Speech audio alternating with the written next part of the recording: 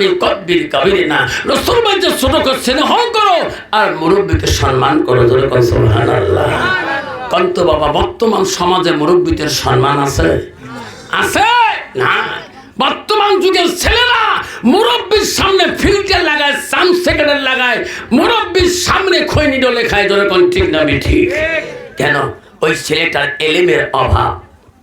খোদার কসম করি বলি, আমি আমার আলেম জীবনে আমার আব্বার সামনে আমি চেয়ারে বসি নাই।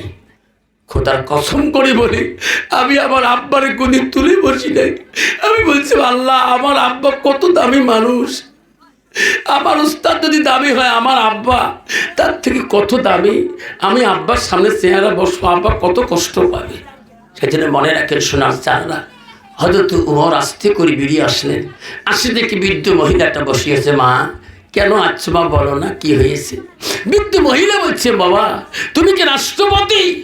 তুমি কি মদিনার শাসন কর্তা? বলে হ্যাঁ মা।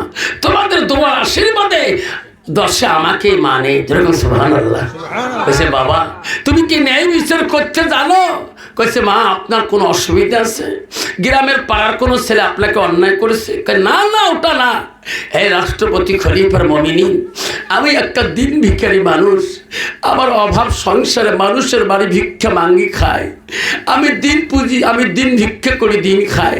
আমার বাড়িতে বাতি জ্বলার মতন তেল ছিল না। আমি এক বাড়িতে আমি একটু তেল নিয়েছিলাম, খুঁজি মাঙি নিয়েছিলাম, শিশির মধ্যে নিয়েছিলাম। এই হাত থেকে তেল তো পড়ার সাথে সাথে মাটির সমস্ত তেল কেন চুষি খাইল? আপনি বিচার করে দেন। খলিফার খাদেম বলছে কোন পাগল বুড়ি রে, এটা একটা বিচারের ঢগ হলো। বুড়িমা তেল ফেলে দিচ্ছে, খলিফার দোষ। খলিফা ওমর বলছে না না, বুড়া মানুষ অন্যায় বলা যাবে না। আমার বাইতুল মালের মধ্যে কত তেল গুদামে আছে। যেরকম সুবহানাল্লাহ। আমার বাইতুল মালের এক তিন তেল আনি বুড়িমাকে দাও, সারা জীবন পুরল, বুড়িমার তেল শেষ হবে না। বৃদ্ধ মানুষ খাদে অন্যায় বলা যাবে না। বাইতুল মালের তেলের কত মোর বললেন। বুড়ি বল খলিফা তোমার বাইতুল মালের তেল আমি নেব না, আমার সারাদিনের মেহনতের তেল দিতে হবে।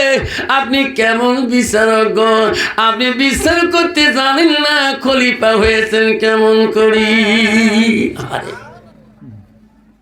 মদিনার রাষ্ট্রপতি হযরত ওমর বলল, খাদেম যা যা আমার টেবিল থেকে একটা কাগজের টুকরা আনো, একটা কলম নিয়ে আসো, বুড়িমার মেহনতের তেল বুঝিয়ে দিতে হবে।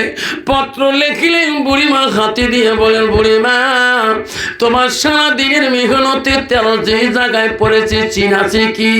হ্যাঁ আমি চিন দিয়ে আছি।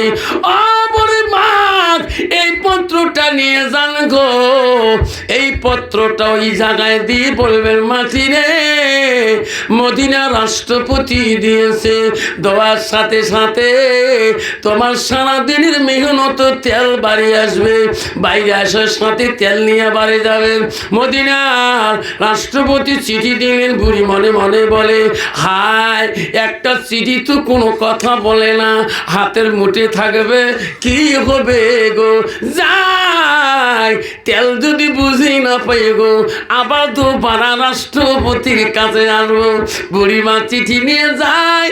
খলিফা ওমর বলে, বুড়িমা এত বড় নাম যদি খেল না থাকে, খালি বলবেন এ মাটি হযরত ওমর দিয়েছে।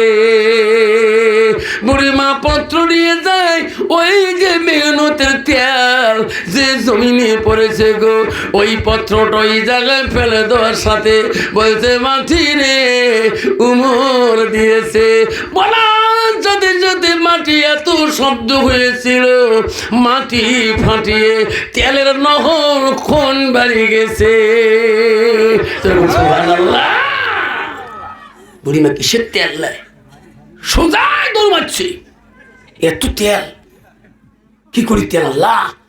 বুড়িমা পত্র হাতে নিয়ে দৌড়াচ্ছে উমরের বাড়ির দিকে। আল্লাহ চিঠির এত পাওয়ার কেন? উমরকে বলছে, বাবা তুমি চিঠিতে কি লিখিয়ে দিছো? বাবা তোর চিঠির এত পাওয়ার, মদিনার রাষ্ট্রপতি বলছে বুড়িমা গো, আপনার সারা দিনের মেহনতের তেল আপনি পাইছেন কি না? বুড়িমা আমার পত্রে যা লেখা আছে শোনার দরকার হবে না, আপনার মেহনতে তেল পাইছেন কিনা। বুড়িমা বলছে ও বেটা রে, আমি তেল চাইলে বাবা, বাবা তোর চিঠির কথাটা শুনতে চাই। অদ্রুতমন বলছে বুড়িমা, এই চিঠির খবর আপনি জানলে আপনার কলিজা কাঁপে উঠবে, আপনার সর্ব